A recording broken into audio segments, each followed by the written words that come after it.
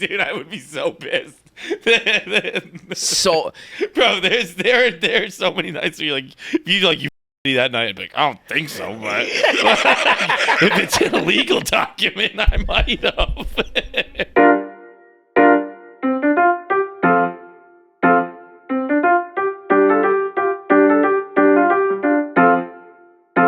it's another edition of KFC Radio on the Barstool Sports Network. Do you know what I love about America, Feitelberg?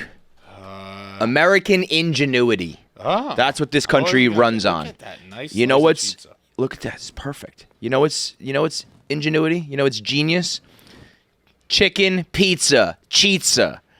You get a nice. Look how nice that piece of chicken is right there. It's genuinely. I'm gonna break kayfabe here a little bit. It's genuinely really, really good. Like, this is. I'm not even trying to. It's amazing. Like, no, this is my real voice. This is really, really good. It's guys. Chicken, breaded chicken, delicious white meat breaded chicken with melty cheese, a little parm on top. It's chicken parm, and then you throw pepperoni on it. It's a chizza. It's not chicken, not just chicken parm. It's not just pizza. It's a chizza. It's great. Oh my god, bro, that hits. I don't think I've had a vegetable since they started advertising these. That hits, dude. That. You know what? If this was at some like Michelin star New York restaurant, they'd be like, "Oh, the new thing you gotta try in New York. The line's out the door and around the corner." KFC's doing it. You can get it right now at the drive-thru for nothing. I mean, literally, it's finger looking good. I'm licking my fingers here. So go get your Chizza, man. It's this thing is like a full-blown meal, all in a nice little KFC box. Get it for you. Get it for the family. It's breakfast, lunch, dinner. It goes all day long, every day. Get your Chizza. Order KFC's new Chizza at participating KFC locations today. I was so close last night to having what would have been maybe the best Barstool moment in history. People don't realize this. Everyone last night was sitting at home, watching TV, maybe tucked into bed, just having a nice little night, not even realizing how close we were to the most ironic thing to ever happen to the internet. Last night, John Feitelberg almost died in a tornado. We are being moved to a shelter in the airport. We've just been evacuated from the Sky Lounge. Our flight's been delayed 3 times. I made a guarantee to never die in a tornado. And I'm going to do everything I can to stick to it. But there is a part of it that's out of my hands at this point. It is the one thing. It was a bit tight, guys. It was a little tight. It's the one thing that John has ever truly taken a stand on. Everything else is like, I don't know, man. It's cool. It's not cool. I'll do it. I won't do it. Whatever. The one thing John has definitively said on this show multiple times, I will not die in a tornado. And last night we came close. Last night, to be fair to me, it was kind of out of my hands. Like, if I was in a building, if I was in... Oh, here come the excuses. Here comes the excuse train on how it would be okay if you died in a tornado. No to promise that you would die in a tornado. I've survived it. I'm only more emboldened now. Tornado's even more pussy than I thought. you had your shot, tornado. You come at the king, you best not miss, tornado. But I was like, if I was in a building, I'd go to the basement or I'd fucking get in a car. I was stuck in an airport. And they were like... Yeah, well, what do you do? There's no basements in airports, are there? No, so... Lot of windows. Owen did have the great idea we should get in a plane. Like on the ground. Yeah, and then if it comes and takes you... You can just fly. Here you go. That's like when an escalator's broken. You just walk on it. No, there's planes in the sky. The best thing to be in when you're falling out of the sky is a plane. Pretty sound argument. I mean, I feel like it's almost like pushing a car and like you jump start it kind of. Yeah. Like I feel like the pilot could just be like, and you just like you start off and then you just go. Like, yeah, just board us, let's go. But we had heard a little whispers around the Chicago office that day that there was hail and tornadoes. Didn't really think anything of it. Get to the airport, all's good for an hour. Amber alerts start going off. Where it's like, and we, like, all of us just ignored that. Then the bartender in the Delta Lounge came. He's like, "You guys gotta get away from the windows." And we're like, "Okay."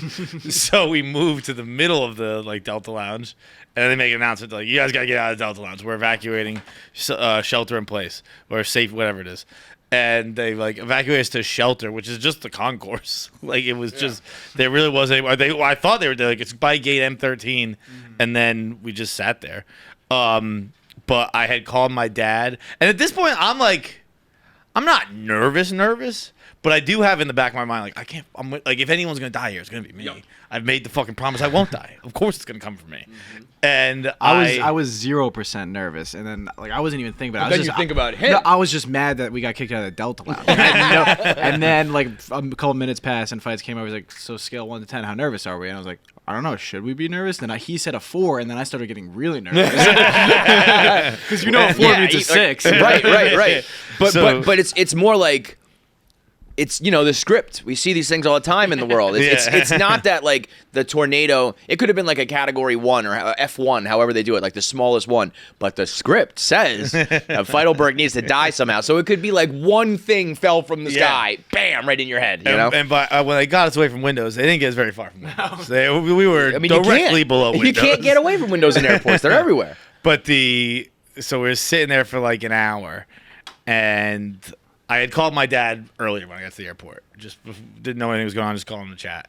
He didn't answer, so he calls me back, and he was like, "What's going on?" And I said, "Nothing. What's up with you?"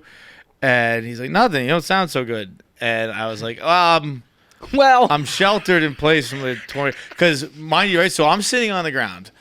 Amber alerts are still aimlessly going off. It's not in unison like they were, but there's still. I don't know people. What's that about when that happens? What? They're less important or more important than me? They get it before or after me? What the fuck's that? And so they're going off here and there, and then they're closing all the stores. All the stores in the airport are getting closed. Over the speaker isn't a tornado warning. It's a tornado is coming for the airport. Right. Seek safety. And so is that a recording or a person talking? I think it was a recording. But either way, it's this is not it wasn't tornado warning. It's a warning. There's a tornado coming. Yeah, get ready. So I'm sitting on the floor, and he's like, "What's wrong?" And I was like, "Nothing. There's a tornado. It's a tornado shelter thing." And he's like, "What?" He goes, "Oh, what are you doing?" And I was like, "I'm sitting on the floor in the shelter." He goes, "Yeah." I started reading Gone Girl. he goes, "It's a lot like the movie." I was like, "Yeah, I know, Dad." I was so stressed out in the moment. I was like, "Dude, I know what the fucking book Gone Girl is like." He goes, "It's a lot like the movie so far." I was like, "It's gonna be like the movie the whole time, dude." The beginning, the middle, and the end of Gone Girl. Spoiler alert, bro. It's the same thing as Gone Girl. I'm about to die in a tornado, and that book is gonna be just like the movie the whole time.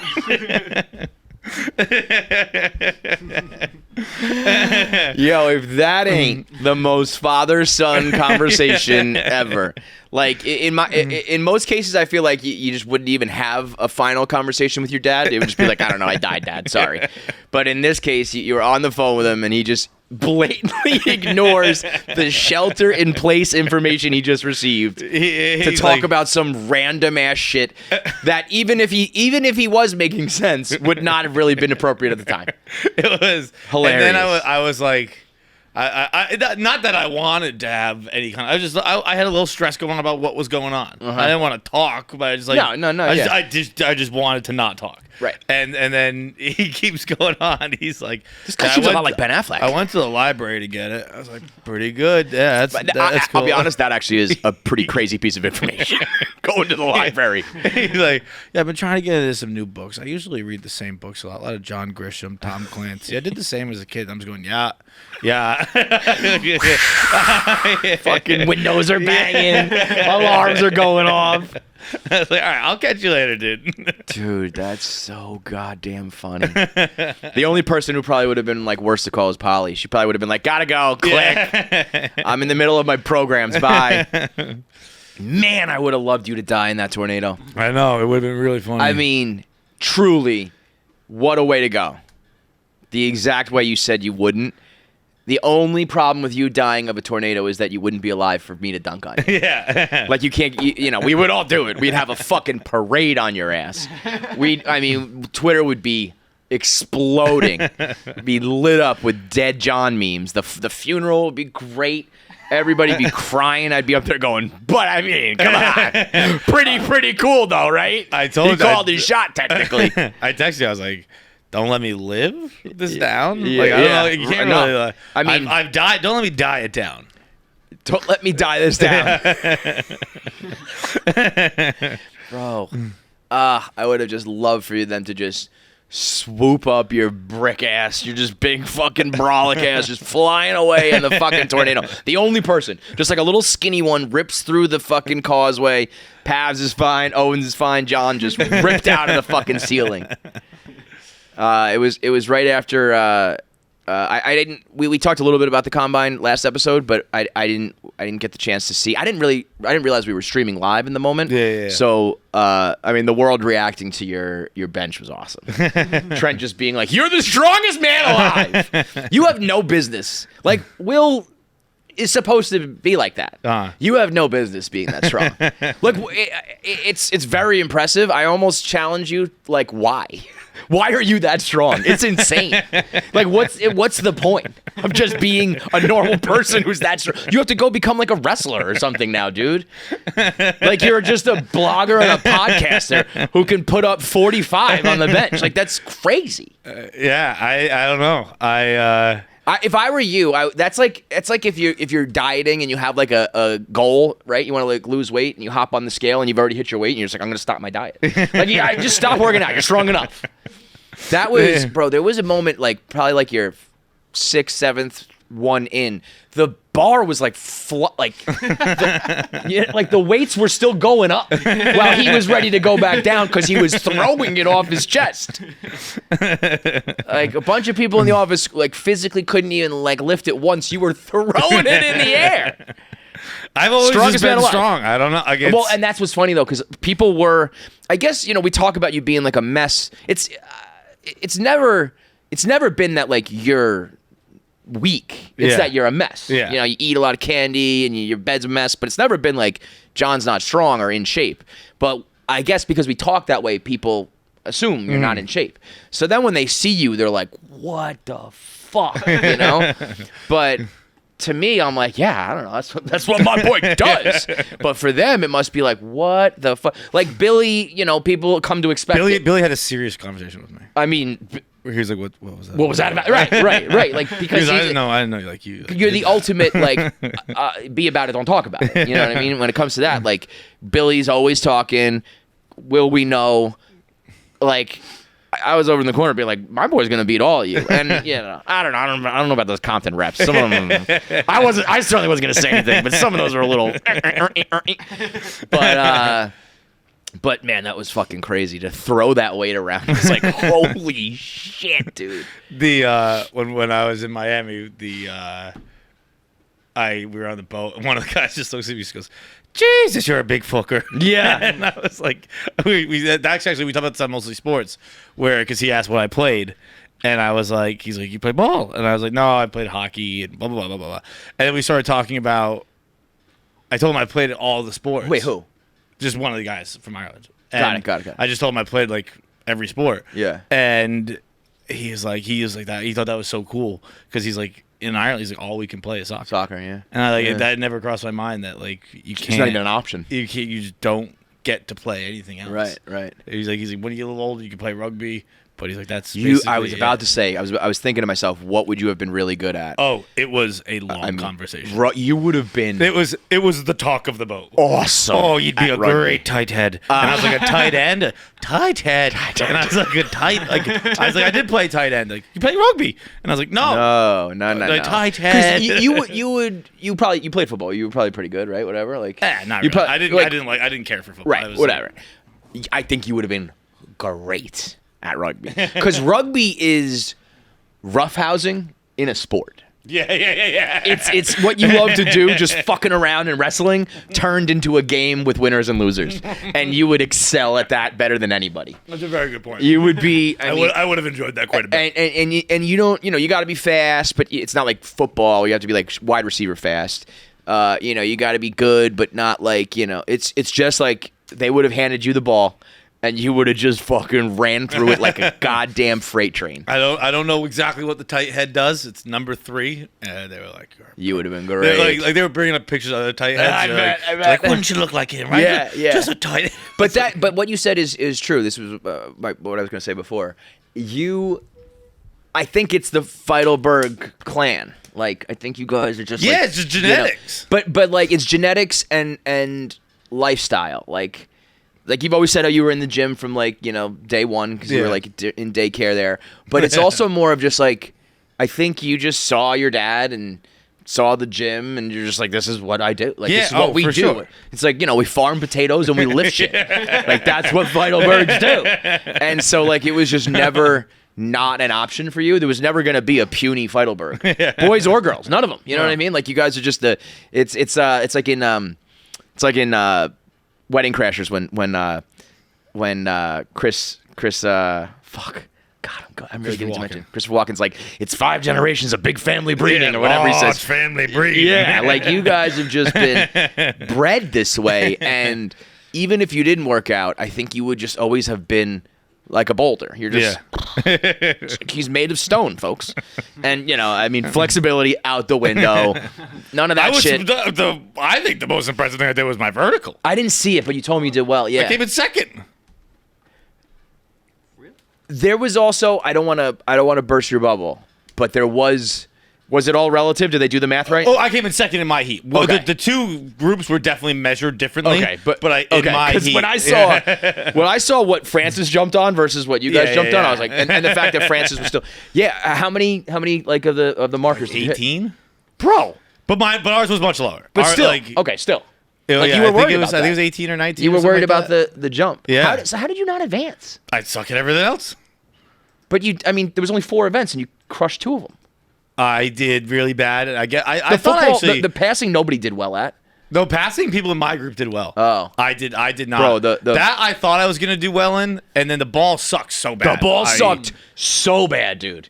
How are we using plastic footballs for? Yeah, the ball that was. They were literally like for show footballs, like plastic branded. You know what I mean? Yeah, where you just like put it for a podcast on the couch rather than like footballs you play with. That one was I went insane. over on the. Okay, let's see this. Fucking. Yeah, that is lower, but it doesn't matter because it's all, like you said, it's all relative.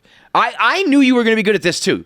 I don't doubt you on anything when it comes to physical ability because you work out and you jump rope. Why would you think you're not going to be good at jumping? I don't you jump as high as I Bro, can. you're working out your calves all the time. Look at your calves; they're fucking huge. Dude, you didn't even step. Yeah, no, we couldn't step. Oh, our group we allowed the Everyone was stepping. taking steps, and I couldn't step. I think I get like 1 or 2 more. Bro, I don't get it. I think there was some funny work with the scoring there. 4 more. Never mind. Yeah, bro. 5 Are you more. kidding me? Yeah, they put our shit so high. Francis was the only one who was able to get like a bunch. I don't think anybody got into the red except for Francis. In our group. Yeah. That was a little bit. When we were going. What's his name? Lance? Clay Harbor. Clay. I don't know why I thought it was Lance. Clay was, like facilitating ours. And he was putting the thing up and he was holding a hockey stick and he was going, that one's 6 inches. Oh, he didn't know what was going on. And then so if that's going to be 0, so we'll start, how about we just count the number of things that you hit? I was like, yeah, sounds good, because I don't think we know what we're talking about here. Anyway, I don't really care what the results were. I still say if you're looking for best well-rounded physical specimen, literally well-rounded, Boulder. That's his shape. He's just fucking brolic made from stone. That you know what? That's why that tornado would have been like, well, I can't pick him up. We're trying. Owen would have been flying away. You would have just been locked to the ground. We were holding on to handrails. I was ready to lock in. I was gonna think if I was ever in a tornado and they said grab something like grounded, I think I would just grab Feitelberg. I would just hold on to his leg like Jeff Van Gundy and Alonzo Mourning, and John could just stand there and not fly away. Cars zipping by, cows flying by. Feitelberg just stayed on the ground, and so did I. This is like nice, kind of, but also mostly mean. Like when it got to cows flying. Too far. John's Too far. nice and strong and sturdy. Too far. Yeah, cows flying.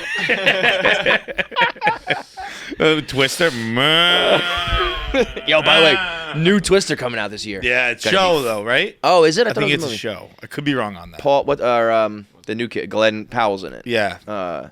That's gonna be good, whatever it is. Yeah. Though. I hope it's a movie though, because of I mean, a could- show. I think what, it's a show. every episode we're chasing another one. I don't know. Is it a show? That seems like a miss in my mind because it is a little bit redundant. I guess it's like those. Just a sequel. So all right, just All right, equal. yeah. Okay, what else we got? You got anything? I got some news, but we can. No, let's go with you. We got new court cases against Diddy, which one of them is just genuinely, truly awful. I mean, they all are, but one of them is particularly heinous. It's a 17-year-old girl, Jane Doe, saying that she was raped by Diddy and like multiple people at the same time. Just like truly horrific. And then there's a second case. I think there's 3 total right now that all just came out. They dropped like an album. There's like 3 new cases dropped on Diddy. And this one is from a producer. Lil Rod is his name. Rodney Jones, who just produced on his latest album. And the court case says, and this is the plaintiff saying what his case is. It has not gone to court.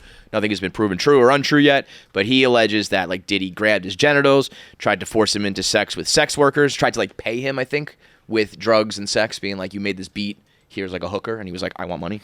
And he tried to force him into sex I don't with know. I miss bartering. I was gonna say, listen, to each their own. Yeah. You make the offer. I've heard of that all the time. I've heard like comedians being offered blow instead of shit from clubs. If you don't want it, you don't want it. But like forcing me into sex, trying to make me have sex with him, trying to make me have sex with other men. And in this court doc, I thought this was fake. I really did.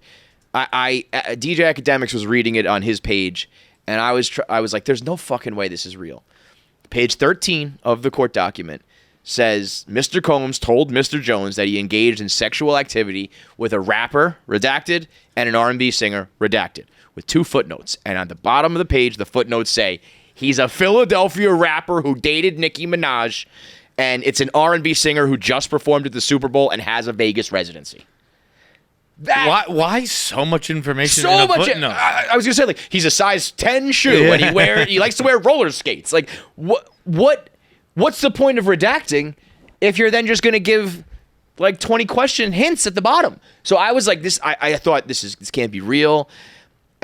I still, I guess, technically don't know, but like, I was on digitalmusicnews.com, and they like have a hyperlink, and it has this document that's like, Jones v. Combs, State of New York, 73 pages. It certainly looks all legitimate. Is this the same? Did this producer also suck Obama's dick? Could be. You never know. It just this feels like. Well, but I mean, does it? Because the other side of it is like, I think Diddy, like, I would believe almost anything about Diddy right now. Yeah, I think it's just like. Now, I also think this guy was like, he didn't pay me, so there is like some disgruntled shit. But also, then why throw Meek and Usher under the bus? Yeah, I just. Anything is possible. I would be shocked if all of these straight men are just fucking each other. That'd be pretty crazy, right? Just a bunch of straight dudes all fucking and raping each other. That'd be pretty nuts. The only thing I'll say is there has always been rumors about Diddy. There was always rumors about Usher with like Bieber, and like there was rumors about Usher and Diddy, and then there was rumor But I about feel Usher's like and rumors Bieber. come about with stuff like that anytime I'm just like saying, an adult is totally is hanging around managing a kid. child. But Yeah. that's when these things are not gonna happen. And then there's like there's a video of Meek Mill in Diddy's pool that makes the rounds every time, where Diddy's like, "How you doing, Daddy?" And like Daddy just means something totally different now. Yeah, Back then it was like, "What's up, Daddy?" You know what I mean? Yeah. Now Daddy is like, it means like we were having sex. But so either way though, real, fake, otherwise, like that's fucked up. If you're redacted, you're redacted. Yeah. Yeah. Like, now what the fuck, man? If Usher and Meek Mill gotta be like, what the fuck? Yeah, it must suck too. Like being in the celebrity life, you party a lot, right? And you've done a lot of drugs probably and drank a lot. Imagine being Meek and Usher today, just being like, What the fuck, man? I don't think so. I mean, I was at that party. I was pretty fucked up, Meek but Mill I wakes think up and I would looks at the remember. paper and he's like, "Son of a bitch, did I fuck Diddy? God damn it!" Did a lot of coke that night. I mean, Dude, I would be so pissed. so Bro, there are so many nights where you fuck Diddy that night, I'd be like, I don't think so, but if it's an illegal document, I might have. that's Hank with the pirate porn. I'm 99% sure I didn't, but who knows, man? Look, man, that'd be pretty out of character, but I guess it's possible. I mean, it says that Mr. Jones, the plaintiff, says that Mr. Combs told me. So I don't know. Diddy could also just be. That part could be true. That Diddy said that. No, I fuck a bunch of straight guys. It's cool. You like Meek Mill? You like Usher? I fuck them too.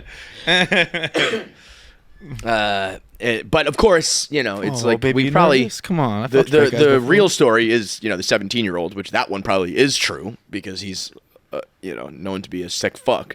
But yeah, tough day in the papers for Meek Mill and Usher. Unless it is just true. I mean, how crazy would that be if a bunch of rappers were like, yeah, no, but we just like, yeah, we have a persona and all that, but like we fuck each other. What?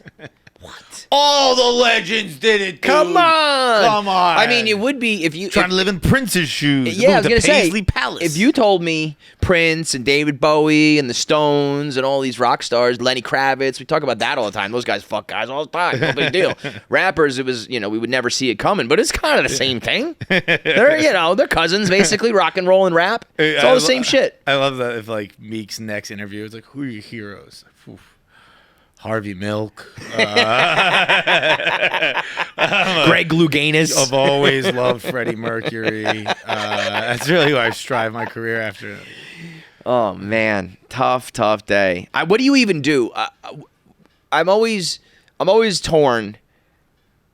Like, I think when people say like I'm not even dignifying that with a response. It's like you did that shit. Yeah, you did that shit. but it's But just you're whatever you want to believe. Their response just that's what I mean. cements what you it's believe. a lose-lose. Yeah, like So if someone said that Diddy fucked me, I would be on the internet that minute going, "Yo, Diddy did not fuck me." I wouldn't go, "These rumors are so silly. I'm not even going to talk about it." But some people do that.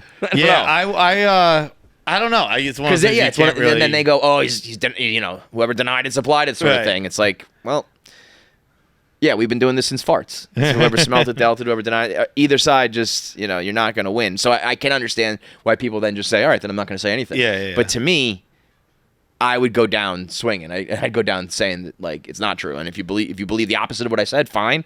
But I'm not leaving it up into interpretation if I believe if it's 100% false. You know? No, you just tweet the Hank clip. I'm 99.9%. I actually probably would do that. I think the best way to do it is to have fun with it. Yeah. Like, I don't think I fucked Diddy. I'm pretty sure I didn't. He's referring to contract negotiations. He has screwed me many a time. Yeah. I mean, in that regard, Diddy fucked everybody on his label, so maybe that's what he meant. I had sexual intercourse with those guys. I fucked them. I own them for the next 10 albums. What else do we got? How was your FAN appearance? That's what I was going to say. Yeah, last week, if you're listening to this on Thursday, last week I was on the WFAN morning show filling in for the legend Boomer Esiason, which was a very big bucket list thing for myself. And I think I have, over the last several years of just like the internet evolving and everything growing at Barstool, I guess I started to think that other people wouldn't care as much. But out of all the things I've probably done in my career, that appearance I think got the most DMs, texts, feedback, response. People being like, I heard you, my mom heard you, my dad said you did good. Like all ages, all different types of people.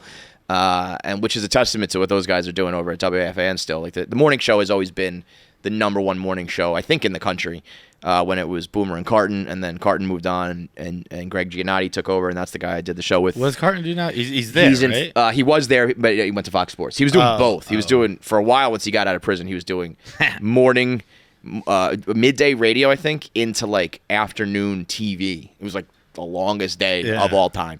And then I think he just went full Fox Sports 1. He has his own show.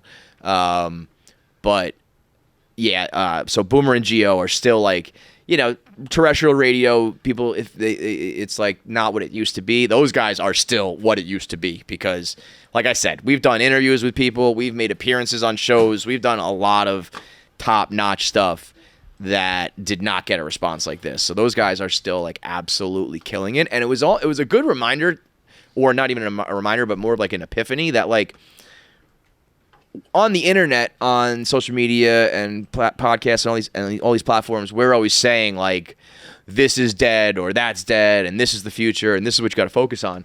But we're just the assholes on the internet.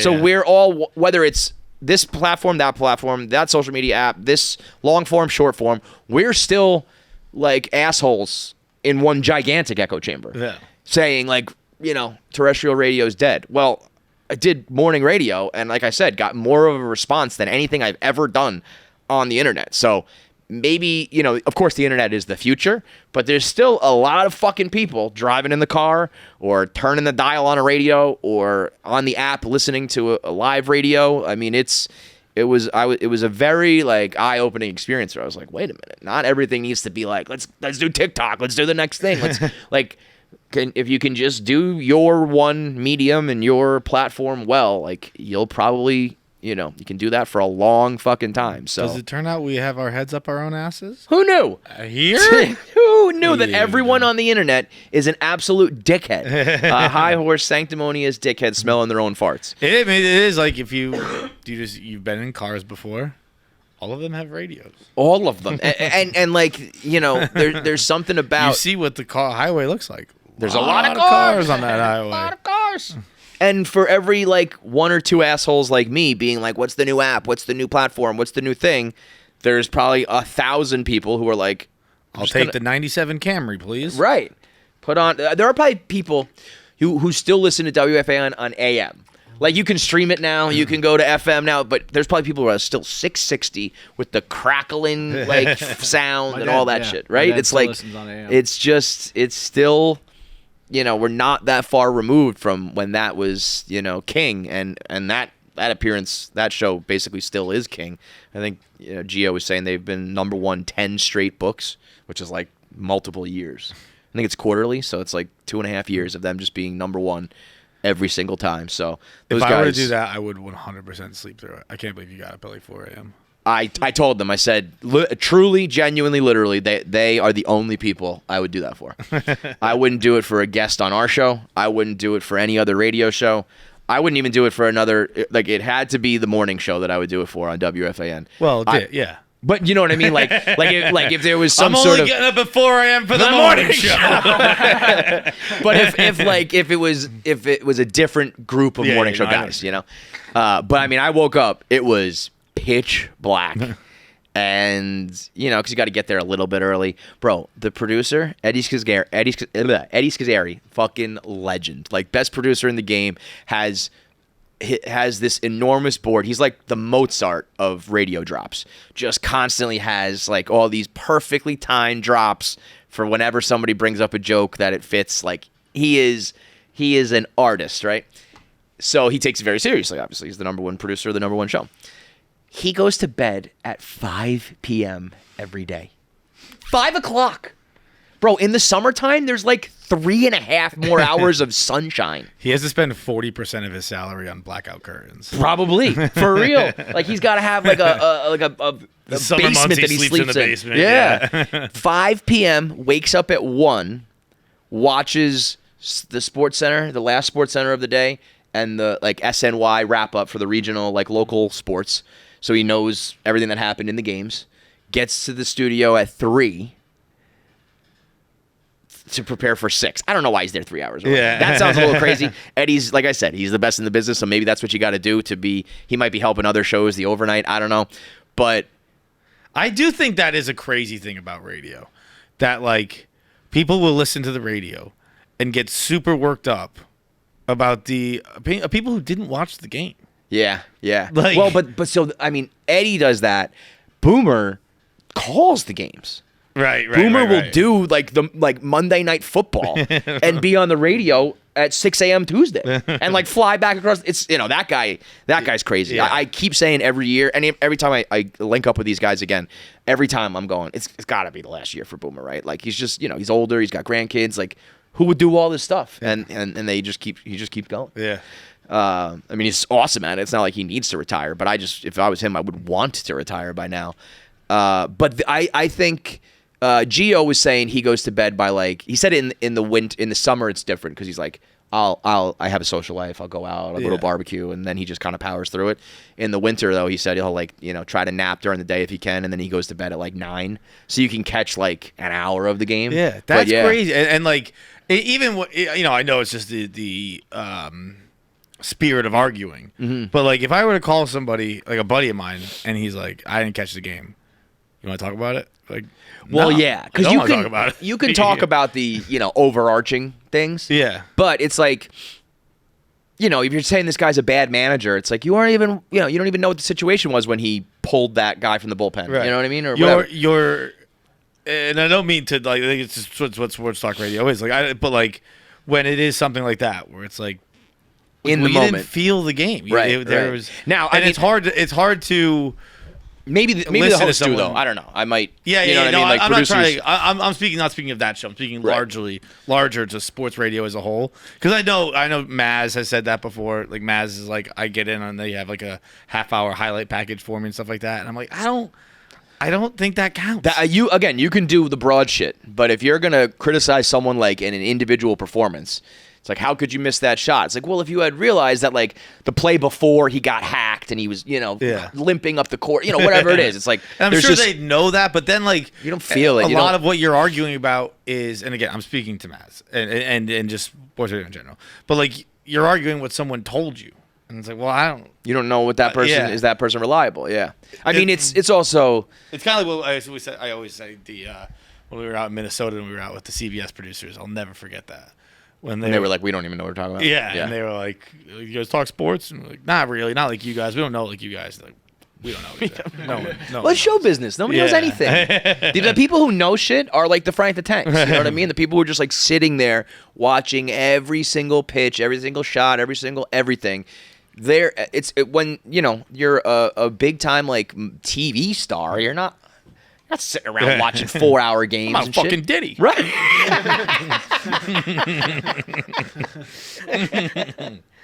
I'm gonna get rich and famous, stay in the house and watch sports. No, thank you. The biggest thing to come from the morning show appearance though was I don't know why I just didn't tell my mom. My mom is like a WFAN junkie. Like, she's part of the reason why I listened and like sports and all that shit and like Francesa and Boomer and Carton and all that. And I talked to her like every day and I just like didn't bring it up. And then it was kind of too late to bring it up. And I know she doesn't get up like that early in the morning. So I was like, if I tell her now, she's going to be like, what the fuck? now I have to wake up early and, you ruined my week. But so I texted her at like 8 o'clock in the morning being like, by the way, I'm on the fan today. And right away I saw the 3 bubbles and I was like, fuck, she's up. And she wrote back like, I know. I'm the last person to find out. Shit. Why didn't you tell? I mean, I don't know. I don't know. I actually, like, it was one of those things, I booked it I told you guys about it, but like we were doing other shit, and I kind of forgot about it for a minute, and then like I remember like that Wednesday afternoon when I got home, I was like, oh shit, I was like, let me set an alarm right now, because for a second I was like, oh, my week is done, because we didn't have anything to film the rest of the week. Was it Thursday or Friday you did it? I did it Thursday. Okay. So we finished up the Wednesday recording, and I said, like, are we done? You're like, yeah, we don't have anything the rest of the week. And I was like, amazing, 4-day weekend. And then I was like, wait a minute, no, it's not. So it was like kind of in and out of my head. And I've been talking to my mom about her, my sister's new baby, and all this other shit. We just weren't talking about like me and work. So I just forgot to kind of. I don't know. It was pure dumb like man brain, where it was just like there was no reason behind it. I didn't do it on purpose. I just forgot. I do it on purpose a lot. Yeah? I don't tell people good things. People think things I'm happy about. No, this is something I would have. I don't know. Why do you do that? That's interesting. Let's open up that up, you depressed motherfucker. I really felt like you were going to be like, that's what it was. Thought I was coming to a fun group. I was opening the door for you to be like, just admit it, dude. No, because if anything, my mom is the type, like, if I ever call her and I'm like, ugh, work today, she goes, I can't handle that right now. She's like, it's past 5 o'clock. I'm having my cocktail. I don't want to hear any bad news. Like, we can talk about it in the morning, but not right now. I can't take on any more bad news. So I'm always sure to tell her when things are good, because she's convinced that, like, for the last like 10 years, she's convinced that like I'm gonna lose my job any minute somehow. So I'm always telling her. Kevin's like, always saying the N-word on the phone. It's gonna slip one day. No, she'd be like, "Wait, you get fired for that?" But so ordinarily I would tell her, but that was just me being stupid. And also, it did get to a point once I realized it. For some reason, I was like, "It's too late now." That was a thing. Yeah. That was dumb too. But if it was the night before, but I had just spoken to her. It was dumb. I don't know. I should have just called back and said, "By the way," and I just didn't do it. I do that with all sorts of things, though. Good news or bad news. No, it's usually just bad news. I will.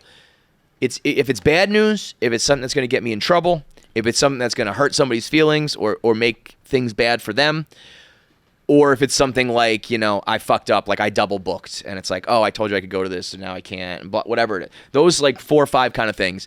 Once I realize it, the absolute best way to handle that with a coworker, a relationship, friends, family, the best way to do it is to tell them right away. Yeah.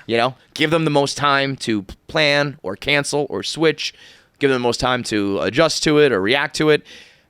That's the mature adult thing to do. And every single time, I just push it to the side, and I'm like, maybe a meteor will hit the Earth tomorrow, and we won't even then it'll never happen. Why am I going to shoot myself in the foot and get in trouble and have the argument or make someone upset when maybe this thing never even comes to fruition? It's a week away. Maybe I'll just get out of it by next Thursday, And then Wednesday night comes around, I'm like, nope. I am the living embodiment of that tweet of like, well, if it isn't the consequences of my own actions. So I know that I do that. Me reaping. Yes! Yes! Me sowing. Oh, no. So good. But I know that about myself, and I know it's like I have like a mental problem. Like I cannot tell people bad news or like I can't do it. I just won't do it. And I know it obviously about myself, and I still am like, nope, not gonna do it. So that I know about myself, but good news is maybe even a step further crazy. Because what do you think, you're bragging or something? It feels braggy. Okay. Yeah. That braggy. I can understand. People, look, if it's good enough news, people but hear it. Take a look at yourself. What? What's there to brag about? Got your, I think you got your KFC bucket hat on, and you can lift 135 a lot. You're not bragging too much, okay, pal? I think good news feels braggy, or I'm not good news. Good things feels braggy, and bad things feels whiny. Yeah. So like you're just fine. Just tell me you're fine. That, my friends, is called being Irish. Well, I'm glad you said it. Actually, this will be the last time I mention that with Irish people all weekend. But we were talking at dinner, and they were talking about one of their buddies' dads had come out as gay. Oh. And these are like from Ireland, right? Yeah. And so I was like, oh, is that like still like a big thing over there. And they weren't saying it like they weren't like gossiping. They were just mentioning that it happened. And I was like, is that still like a kind of like people that kind of live in the closet? Because I was like, I know it happens here in like very religious places and everywhere, I'm sure, but like particularly in like very religious places, people are reluctant to come out of the closet.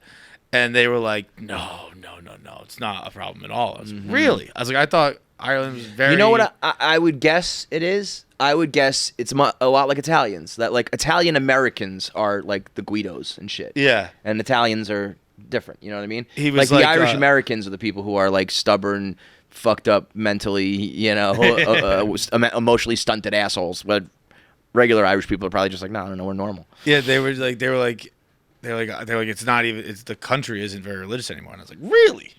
And they said that they were like, really? Extremism of any kind is frowned upon. And I was like, well, welcome to America. I was gonna say that's yeah. They're like, if you're super Catholic, you're kind of like an outcast. If you're super atheist, you're a bit of an outcast. They're like, if you're super rich, you're an outcast. If you're super poor, we give you some money. Make sure you're not super poor. And like it's a pretty awesome way to live. Yeah, I was like, it sounds like you're describing the greatest country ever, bro. It's like every other country. It's like just us. It's so embarrassing. Dude. One of the guys was like, he lives in England, and he's like, I was gonna get a Porsche, and my mom called me, and was like, don't do it. You can't be having a Porsche over there. If they find out that my son's living over in London driving a Porsche, I'll never get over it. And I was like, so what'd you do? He's like, I got an Audi. Great story. It's a great story, but it's a good one, man. Because that's also an Audi is you're still living a great life. You're still driving an awesome car. You don't have to be like the total douchebag about it. That is, I can't decide whether, I mean, I know for myself personally, the way that like Europe and the rest of the world and everything you just described is, I would rather live that life. But socialist. Yeah, that's what I mean. Right. And then, but that's where I say like, so me personally, yes, that sounds great.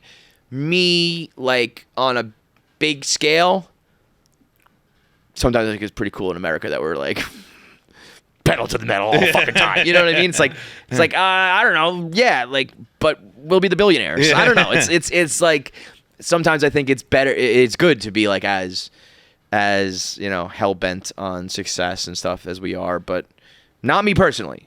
But I think a country having that reputation is not necessarily the worst thing in the world. The other reputational shit about America sucks, but like when everyone's like, yeah, everyone in Europe like takes naps and takes vacations 10 weeks a year and doesn't work hard, I'm like, I don't know, that doesn't sound like the best thing to brag about, you know what I mean? But like when you describe it another way, like one of the guys like, yeah, it's like, yeah, me and my wife took a month off and we just woke up every day and like, where do you want to drive today?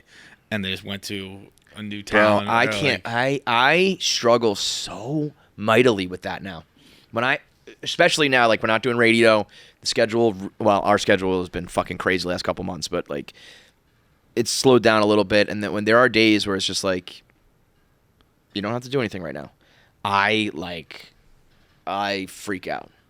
Do Crazy. something. I know, but like, I need. It's tough with my schedule. Like, I wish I need to like take a real vacation, and then I feel guilty about my kids. There's always like something lurking, like 2 days from now. You know what I mean? So it's like I can go to like Florida for 2 days or something like that. I need to like, but yeah, but I also don't like doing things. It's the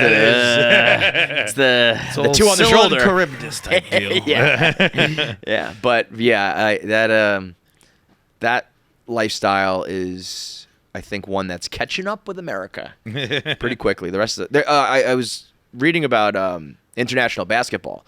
Kind of goes along the same lines as that in a similar kind of like a parallel way. Where they said Europe, or non-American players are like absolutely playing a better brand of basketball at a younger age, and it's just that they practice. Right. They said overseas it's 4 to 5 practices per one game, and it's completely flipped here. Yeah. Which is like, but even that, like I would think, which makes I mean, that's how I grew up playing sports. Is like. You have 3 or 4 practices a week. You play a game on the weekend. I'm trying to remember. I feel like basketball, we played a lot of games. Yeah. But we had practice every day, so it was 5 practices a week. No, we had something every day. So it was either practice or a game every day of the week. We would probably practice. It was probably 3 3 or 4 and times 2 a week in one game. We probably had 3 to 2, I would guess, and then maybe like a weekend tournament here and there. Probably. But I don't think that's a bad thing. I think it's that the way the games are played. Because I don't know. Part of me feels like the best way to get better is to like play. Have like live action rather than just drills. Extent, but like certain drills, things you need to work on and refine your skills and all that.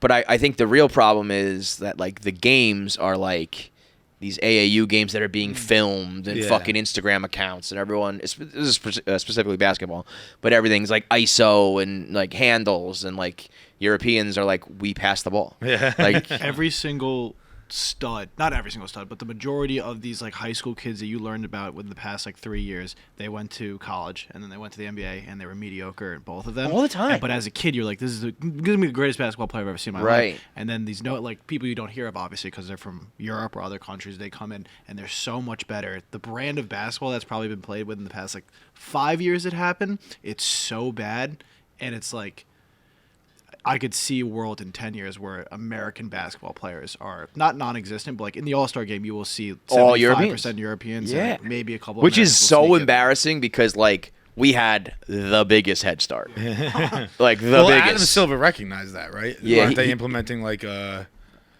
kind of player development league? Yeah, but it's gotta be like well before the fucking NBA gets involved. Yeah. You know what I mean? Yeah, no, it's for kids. Yeah. Because It's like your local player. coach is just like some fucking dickhead. Yeah. It's like, so I'm coaching tonight. The head coach is away, and I'm like the default coach. So I mean, we're talking about 6-year-olds. So I play like games with them and shit. But Luka would have passed. there's a kid named Luka. It's fine. Yeah. But it's so I don't know what to do because I'm playing in this league. First of all, it's 10-foot hoops. Crazy. I would never have signed him up for it if I didn't know there were 8-foot hoops. A 6-year-old playing on a 10-foot hoop is insane. Mm-hmm. I've said this before. LeBron James and my son play on the same hoop. It's fucking nuts. He's like one of the only kids that can get it up there. He has to heave the ball. The scores are like 4-2 every game. But our team is the only team that doesn't travel and double dribble. Everyone else, they double dribble the whole fucking game. Like they just dribble, they get stuck in a corner, they just run around a person and start dribbling again. And I think tonight I'm gonna tell these kids to just fucking double dribble. I'm like, we're the only team in the league. You're gonna coach one night and the ruin refs all don't their fundamentals. We're the only team though. Like ball security, tuck in, try to punch it out. These kids are not having any fun because they come across half court. The defense jumps up on them. They stop their dribble because they don't know how to fucking do it yet. They get double and triple teamed, and they're like leaning, and they throw a pass that sucks, and the ball gets stolen, and then they're back on defense. It sucks. When I'm like, if you just started dribbling again, you would have had like an open layup. So I think I'm just gonna be like, fuck these refs, man. Like these refs aren't gonna call that shit, yo. Like just fucking dribble again. You're going full Mac. For real, yeah, exactly that, Putting fucking pins in their armbands. You should wear Timbs today, Luka. I'm telling Keegan to like Steph Curry this shit. You got to cross half court, just shoot it, just throw it, and dribble as many fucking times as you want to. But yeah, you're gonna be the dad that has the kids on the team furious with you. Like I remember, like I had a kid's dad who would be at games and he'd always be on shoot. I'd be like, shut the fuck up. It's funny. Chris shoots the puck every time he has it. It is funny. Every parent is yelling at their kids to shoot. It's so funny because it's just so stupid at this level that it's like we just want all of our kids to get one basket and go home happy. That's it. But back to the real basketball stuff. Like I remember, I think Luka said it first, maybe Jokic. There's a couple other like European guys I remember when they were like, first in the league, like 20 years old. They were like, this is easier. It was Luka who said it. Was it Luka? He said scoring's much easier. Yeah. Because no one plays defense. But I think, like, in general, like, those guys are playing with, like, grown men. And maybe they're not, like, you know, college superstars, but you're playing against some, like, Yugoslavian fucking farmer who's, like, bodying you. And, like, you know, you're not playing against, like, finesse superstars. So when you come over here and it's like, I don't know, okay, that guy has some handles and that guy, like, you know, James Harden can, like, ISO. It's like, but, like, the rest of the game is easier because I'm playing against, like, you know, divas over here. And now the skill still used to, like, balance it out. Now, if those guys get skilled, it's like, fucking forget about it. So, I don't know. That'll be quite embarrassing if the league is just, like... But it's been a long time coming, right? Like, when was the first time the USA lost the Olympics? Like, 15 years ago? Yeah, but, like, when we lost that one, we didn't send our best over. It was kind of like... We had won so many times, but it was still like mellow, right? Like it was our, it was our. But like once we sent over, A2s. But like the next time around, we fucking demolished everything. But then we've lost like FIBA recently, haven't we? So that's all starting to come around a little bit. I just saw a video on Instagram about which I don't know which Olympic team it was, which year it was, but they were in Vegas practicing, I guess, before they went overseas, and the whole team went out, and they were coming back in at 5:30 in the morning, and Kobe was leaving the hotel to go to the gym. Kobe was such an asshole. Kobe was so that guy that all the other players were like, fuck. Because they were like, what are you doing, dude? And he was like, I'm going to the gym. What are you guys doing? And the next day, LeBron and Wade joined him. And the third day, 4 more joined him. And they said by the end of the week, everybody was at the gym at 5 a.m. practicing. Yeah. And it's awesome. And that's the way it should be. But also, he's the guy where it's like, God damn it, dude. Yeah. Like you did extra homework. Like you're making us all look bad. But yeah, that year that Argentina beat us, right? It was I think it was like Carlos Boozer and like guys. But still LeBron, Wade, LeBron, Wade, was it? And Melo. Those are all young. I think LeBron. I saw Tim Duncan, Richard Jefferson. Yeah, see, I feel like that picture right there. I feel like Richard Jefferson, Stephon Marbury, and Melo were getting a lot of touches. You know what I mean? I feel like a lot of those other guys were like coming off the finals, played all playoffs. I don't know. Or maybe they just got straight up beat. But I do remember, I feel like the next time around, the Redeem team was like massacres left and right. But, and it's still really more like, it's like hockey with like Canada versus the world, right? It's Canada versus USA. No, hockey's USA versus the world? No, it's because that's hockey's got teams. Yeah, because this is still Canada like wins a lot of the time, but like USA, Sweden, Russia, Finland, they all have good players. Yeah, because this is all. I feel like if you Czech put Republic. Jokic and Luka, like those guys are all in different countries, but if they were all in one, they'd be like fucking incredible. But it's still kind of spread out. Once you get to the point where every country can ball, it's gonna get ugly, man. It's gonna get ugly. All right, so let's get into our voicemails, and then we got a special interview coming up. When we were out in Vegas, we sat down with LeeAnn Kreischer, who runs pretty much all of Bert's business, and was basically a lot of, the inspiration and a lot of the work that went into his career that, has become so successful. And, Bert works hard as anybody, but LeeAnn is kind of the one behind the scenes and telling some very interesting stories about Bert's path and her path as a mom and a podcaster and a business person who runs the business.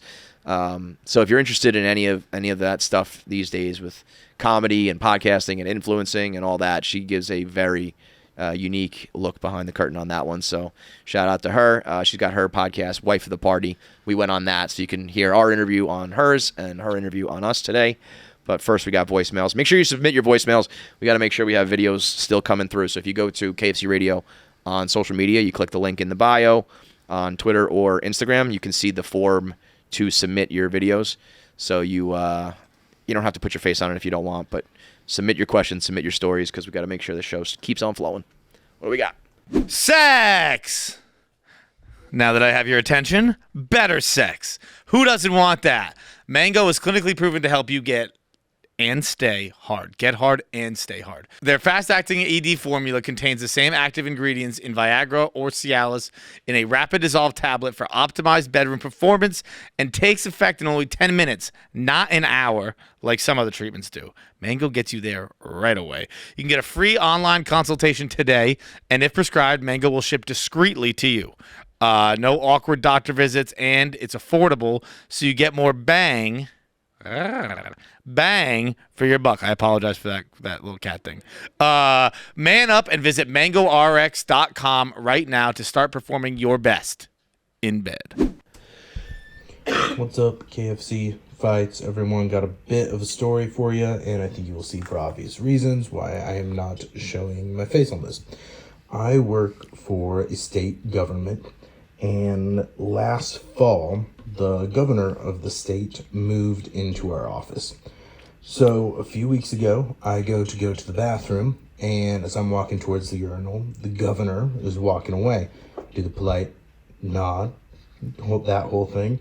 He then proceeds to have a 3-minute conversation with me while I'm trying to piss. Not just the nice weather, that whole thing. He asks me questions about which department I work for, all that shit. Awkward as hell.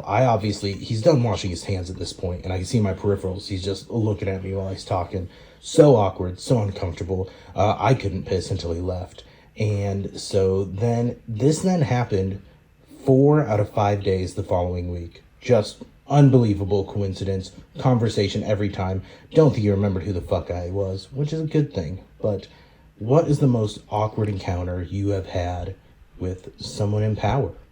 So, let's hear it. I don't understand pee-shy people. Maybe it's because every time, like I said, I've said. I mean, I understand people who don't want to have a conversation. Yeah. But I mean, like, I could piss. I got no problem pissing. Yeah, I don't have a problem with that either. I'm with you on that. Like, Tommy Smokes is like, what? Grow up. Tommy Smokes like can't pee if there's someone within like 100 yards. If I go to the bathroom, it's because I have to go to the bathroom. Yeah, I'm gonna the pee. piss is coming. Yeah, it's my bladder's decision. It's not like when I decide to pee, I'm like, okay, let me find. I'm not. No one's pushing. around. My piss it's is just falling out of me.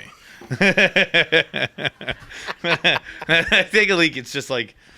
Not like the girls. The girls, it's literally falling out of them. But for us, it's the pipe is broken. Yeah. But also, by the way, it sounds like I wouldn't love it, but it does sound like a pretty genuine and kind governor. It's like this son of a bitch, like elected official trying to find out about me and my life. He's taking interest in you, right? Like 4 out of 5 days sounds insane, though. That's nuts. If you just 4 out of 5 days, I don't even care if it's a governor or a fucking intern. If 4 out of 5 days you run into someone in the bathroom, that's an anomaly. Yeah, that's crazy. Yeah. By the 3rd day, I'd be like, yo, this is nuts. I did it with someone recently. We were on the exact same pee schedule. I forget who it was. Like 3 times that day. We're just like walking in at the same time. I mean, that's nuts. Especially with you. Yeah. So you also drink 94 ounces of water a day? But the you're like, Governor, do you have an office? Do you just live in here? What do you think is the most powerful person you've ever talked to? It's a good question.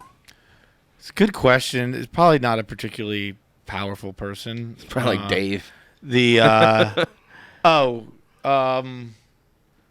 Cardinal O'Malley's like one of the guys in line to be the Pope. Yeah, so that's a good one. He's pretty up there. That's pretty powerful. Yeah, I hadn't thought about him. I think he'll get it one day. Yeah. I've been hearing that name a long time. He's either going to die or become Pope. One or the other. He probably wants to die before he becomes Pope. Shit. Being Pope is the worst. He's still pretty young, I think, though. Well, by Pope standards, probably. Yeah. You know, Pope you get elected when you're like 100. Yeah, probably Cardinal O'Malley in that sense. Like, that's a real answer. That's a good one.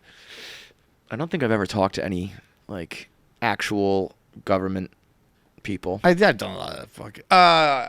Charlie Baker and I have talked a handful of times at Team Impact events. It's probably just more. It's like rich people. I don't know, powerful people. Right. Met rich people. Charlie Baker actually came to me at a Team Impact event years ago, and he was like, "How's New York treating you?" And I was like, we just moved to New York. Yeah. I was like, you know what the fuck that is? Like, I'm sure those guys kept their eye on Barstool more than they would like to admit. You know? Probably yes, but also he's probably got an aide. Yeah. He's got like a fucking Veep. Yeah. Yeah, I guess that would be everything else would be like sports or entertainment, and like money, like you're saying. Yeah, like, which has is not necessarily power, but it's like, more influence, I guess. Jack, you ever talk to any powerful people? I don't think so. Not that I would think. Who's the most famous person you've ever talked to? The most famous person? Is it me? Honestly, like maybe. That We've talked stinks. to guests we've had. Yeah. Yeah, but not really. I don't really talk to them. Who do you think's the most famous person? Who's the guest that came here that you were the most like, holy shit? For whatever reason. I mean, Alex Cooper was the one I was like kind of freaking out about, but that was like unexpected. You like, did fangirl out of nowhere on that one. Like how big of a fan I was until then. That was funny watching that. She was like, really? Yeah. Well, I don't know where I was that day, but I wasn't here. Yeah. Yeah, I remember that. You weren't here. Jackie like was like, I don't know why, but I'm like I think snuck because up it on was her. like unexpected. Like I didn't like. Well, because she did roll in here like a motherfucking Yeah. G. Yeah. So I even get if you that. weren't if like, I'm prepared to see someone or Yeah. something, I can handle it better with like. but even the way like I was like, whoa. I know. Honestly, like you're like, different. if Like it's a anybody different vibe now. Were to come with that kind of posse though, like and those kind of cameras, like. I'm almost the opposite. When people roll in Dolo is when I'm like, yo, that person doesn't fuck around. Yeah. Like, I don't think I think they're cooler. yeah, but I think- yeah, I guess so. But I also think when like the chips are down, those people are more. I guess it depends on who you are. Yeah, I think you come in solo, it's like that person's the fucking man. Yeah. You come with a crew. A crew, I'm thinking you're more important. Right, which is stupid, but I guess it's true. I fangirled a lot over Entourage. Yeah, you did. You bugged out about that. Yeah. A lot of people do over him. Yeah. Entourage really moves the needle with people for sure. It was such a phenomenon and such a comfort thing for guys and girls that people go nuts for those dudes. I still watch Entourage almost every Sunday. Yeah? Like, it's like, Really? yeah, like if I'm so hungover, like and I need to be put in a good mood, I just That's watch it. like 5 episodes. It of is. Entourage. That first season is so fun. It's Yeah. just like this is what every guy wishes their life would be. I mean, at that point it was like Sex in the City for guys is what people were calling it, and it was like that's exactly what it is. Exactly what it is. All right, next voicemail. Hey, KFC crew. I'm just watching the Combine and just watched Feits pump out 42 big reps. Strongest man in the world. Now, first thing I notice is even when this guy's doing what makes him happy, pumping out reps with the boys, he's using a suicide grip. Come on, Jackie, you got to get him back on that jar. That's jar for sure. What is the suicide grip? Suicide grip is like I don't have my thumbs on the bar, so the bar can just fall on me. So you were just holding it with your fucking fingers? It's just kind of resting in your palms. Crazy. Crazy. I don't know. That's just the way I learned to live. Like I don't know. You know what was so disheartening about and it was like so Barstool on display. It was like if you ever like we are not like a team. Like it took Billy being like, come on, like let's go guys. Yeah, let's yeah. fucking like hype each other up here. Like in the beginning it was very much people being like, I hope he doesn't do more than me. I hope he doesn't do more than me. And I know But- why that is the case, but like I actually think our group, was better at that. we were cheering people on for the 40, and then, it's one of those things. I think our group was a little bit more like your group was definitely like silent. Bro, it was like this sucks. Our group, I think we were a little more animated. Excuse me. As the thing goes on, it's been 2 hours. I can't cheer for 2 hours. Yeah. But I think for We would like clap it up like whatever, but like there was definitely no like genuine like there would be during rooting your for group. each I other. would like I'd say I'd be like, have you gone yet? And you're Right. like, yeah, I went. Yeah, And I was yeah, like, I yeah. didn't even know anything had happened. exactly, Like, exactly. It was very. Our group wasn't. We Francis weren't, was bugging out, dude. Francis ran the 40 like first. I think he was like the first person to go. 35, whatever it was. It wasn't 40, right? And it was Spider and Megan making money were doing the watches, and you had to pick which one you wanted. And obviously, we're talking about tenths of a second, so like you could be better or worse. And he picked, I think, Spider, and it was 7/10 of a second slower, which is like you got fucked like by almost a full second on a 3.5 second race. That sucks, right? But he was like distraught. He was like, I get to go again, right? We're gonna go second, like this. And he was like comparing to everybody else's. And I was like, oh, I can't tell you how much I hate this. I hate this so much, guys. Like, this is like people were talking about their form and stuff, and I was like, let's just fucking dick around and have some fun. It's crazy. Like we're all gonna be bad. None of us are gonna be good. And a couple are gonna be good. A couple are gonna be terrible. Everyone else is in the middle. That's the fucking point of this thing, you know. I loved like Max was like bugging out about it, and I was like, dude, just go do it. And I think he ended up being like just outside of the top 5, which was like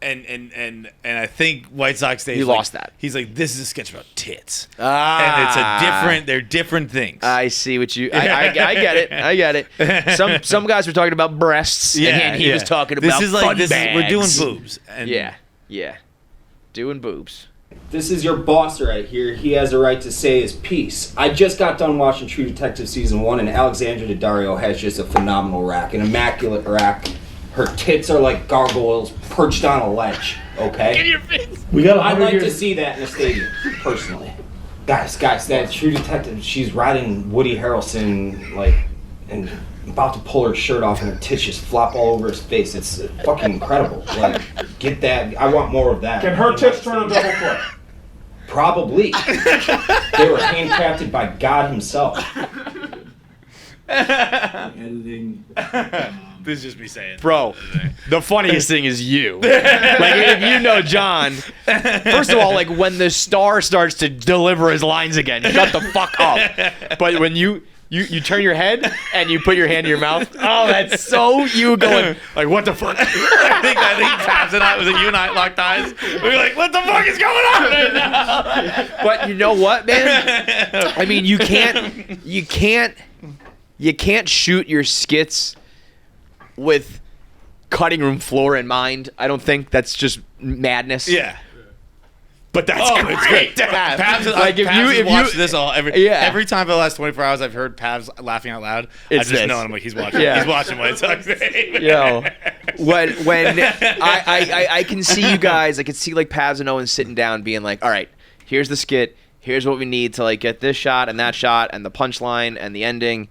Okay, and now we need some ridiculousness. That's the you can't script that, man. That is so funny. That is. That's just so Her dangerous. tits are like gargoyles perched up. Who has ever described nice tits as gargoyles? You know right there, her tits are like Batman overlooking the city. Her tits just flop out all over his face. All right, suck those things all goddamn. Dude, tits like gargoyles. But again, like I do really think that like it's our fault. Like we didn't explain it clearly. Well, to I also Dave. think like I'm sure that's probably something that like Pabs and Owen should do, where you're like, you know your role going in, where it's like, Will, you're gonna be like a speaking part, and you guys, the rest of you guys are not. But you know what I it mean? also is kind of like. But you know what? It might be better. It's probably more work for you to like edit and shit. And maybe the shoot runs a little longer. But it's probably better for stuff like this to just let some of these bozos go. I'll let a couple go through, like, and then when I'm like, And then you gotta be like, really need to get this shot. It's Yeah. like, all right, so I like that. I didn't like that, and then like, Good. Yeah, it's like, you let's speak make sure up. we. Oh no, I'll say we already got that. So let's just make sure we get that. Yeah. At one You point- already did great. You're I already don't- going to be a star, so just zip it. I don't think it was with Dave. I forget. But at one point, Paz was like, "Okay, cameras are only on John and Dave and Eddie right now. Nobody else's mic is even working. We're not going to get anything else recorded except John and Will." I did have major FOMO when I saw this. I should have gone. I should have gone. It looked fun, but I do worry about like stuff like that where I'm like, I don't want to be a part of it unless it's natural, and I definitely don't want to be the guy. Like, I would probably be there like sitting in silence. That would have been great. I We're know. one of those guys. Next time you need someone in silence, I'll be your guy. The last thing I ever want to be, though, is the guy who everyone's going like, "Jeez, like it was great, but Kevin wouldn't shut the fuck up," or whatever, you know. We're So I was just having like, fun I'm and good. laughing right now, like, but like it was incredibly nice and like awesome that they okay. There are times like It did come out great. And Dave is in another sketch where Dave crushed it and stole the show, but that one's not out yet. But this one was funny. It's just like, Dude, your reaction like so it was so funny. It was so funny. Stuff like this, I wonder, like, you probably are just, you're either an asshole or you're not an asshole. But let's say you start acting, right? And like 30 years down the line, you're on set and someone's doing this. I could see where someone like a Christian Bale is like, shut the fuck up. Shut up, man. You know, like in one skit, you guys are like, oh, fuck. But, you know, on your 100th 3-hour movie, you're like, shut your goddamn mouth. Stop talking about tits, man. I wonder if Jackie's soccer team ever made fun of her saying they're gargoyles. Put that on the Instagram. Jackie Gargoyles. Hey, Feits KFC gang. You're kind of like a high thought for you, I guess. So, for 12 o'clock at night, people call it midnight, which would imply 6 p.m. to 6 a.m. would be the nighttime, I guess. But in real life, 12 a.m. means it's actually morning, so it's not midnight. It's kind of end of the night. It's a great point. I don't fucking know. I don't know anything anymore. Thanks, Viva. But I mean, he's dead ass right. He's 100% right. 12 a.m. I do like how like that realization can shatter his world. Yeah. Like, I don't know anything anymore. He's like Jackie. Like, is this even real? If I fuck Diddy, I will say the 24-hour clock is makes so much sense. The fact that we do a 12-hour clock is insane. How come? I mean, why do we reset it? Why not just keep going to 24? There's 24 hours in a day. You go 1 to 24. Yeah. What time is it? 17:32. Why is that a problem? Why would we? That's what everyone else does. Right. I mean, there's a whole, the order of 10 with like centimeters, kilometers, all that shit. That's all makes more sense than miles and minutes or feet and inches and miles and all that. We still got Fahrenheit unlocked though. Fahrenheit is king. Fahrenheit is king. That's for sure. But the 24-hour clock, it's like, why would you just be like, we're gonna put some letters into it and start over? Can you Google that? You definitely can't Google that. That's hard for anybody to Google. Pabs definitely can't. Exactly I would say like, why do we use a 12-hour AM PM clock?